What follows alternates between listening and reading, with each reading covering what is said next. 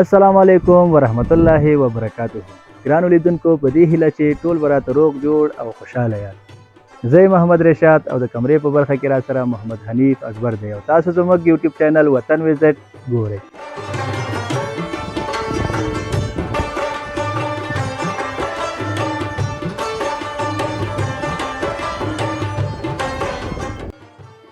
ګرانو لیدونکو، نن مو د کابل ولایت د باګرامي ولسوالۍ یو داسې کلي ته راوستي یاست چې ډېر لرغونی تاریخ لري او د دې ځای له لیدلو څخه به حتما خوند واخلئ.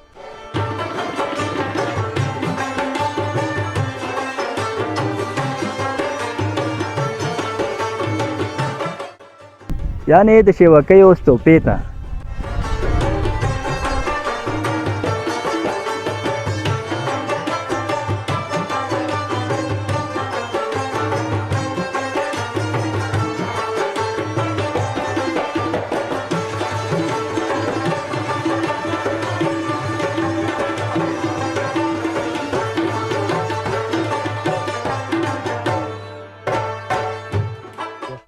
دا ستوپه د شېوکیو په کلي کې موقعیت لري چې د افغانستان د تاریخي او لرغونو سیمو څخه شمیرل کېږي.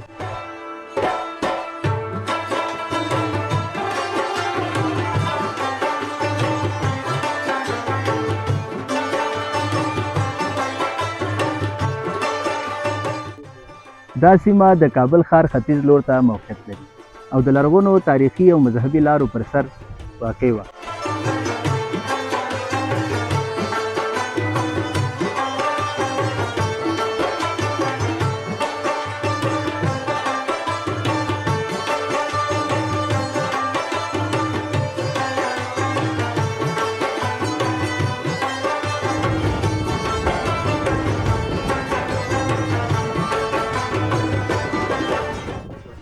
او راځئ چې د دې ښکلي او تاریخي ځای څخه په بشپړ ډول لیدنه وکړو.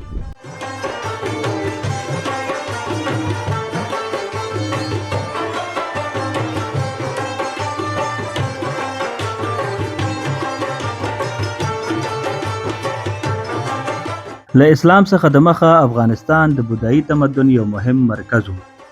د میلاد لومړۍ تر درېیمې پیړۍ پورې د کوشاني امپراتورۍ د واکمنۍ پر مهال بودایي دین، هنر، سوداګرۍ په دې سیمه کې وغوړېدل.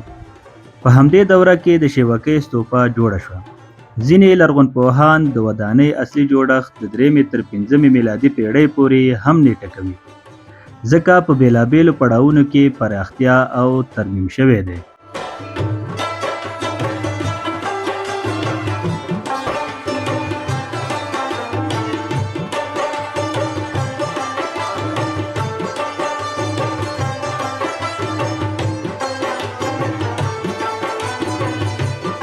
ستوپه څه شی دی؟ ستوپه د بودایانو لپاره مقدس مذهبي جوړښت دی. د سپېڅلو شخصیتونو یادګاري توکي ساتل کېدل پکې. د عبادت او مراقبې ځای و.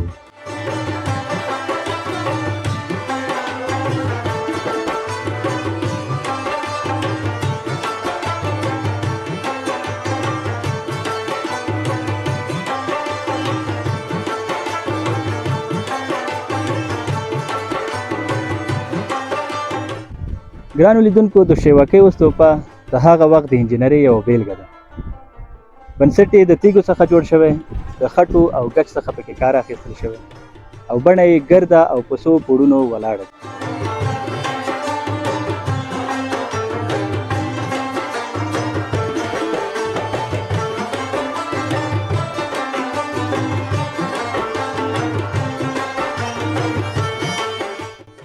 چې د یوناني ګندهارا او کوشاني هنر ګډې اغیزې پکې لیدل کېږي.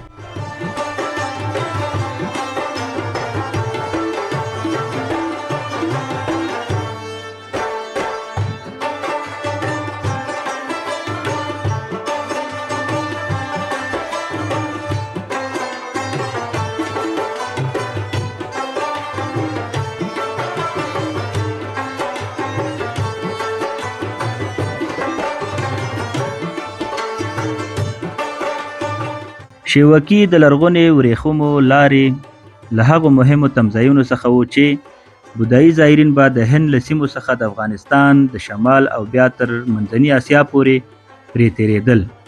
ځکه نو دا یوازې مذهبي نه بلکې د فرهنګي او سوداګریز ارتباط مرکز هم و.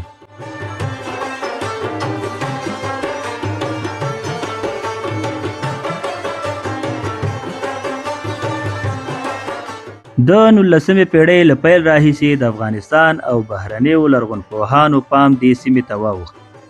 په وروستیو کلونو کې د افغان لرغونپوهانو په همکارۍ د سیمې علمي سروې ثبت او کیندنې ترسره شوې او ګڼ نوي اثار وموندل شول.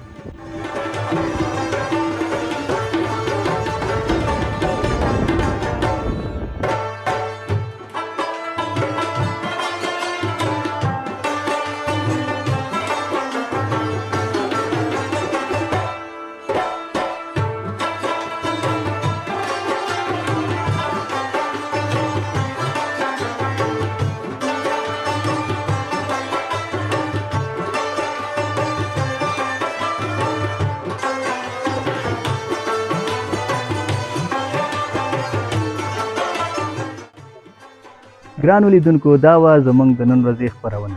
په دې هیله چې ستاسو د خوښې وړ ګرځېدلې وي. تر بلې خپرونې چې زه احمد رشاد صالح او زما کامرمین محمد حنیف اکبر ستاسو درانه حضور ته حاضرېږو.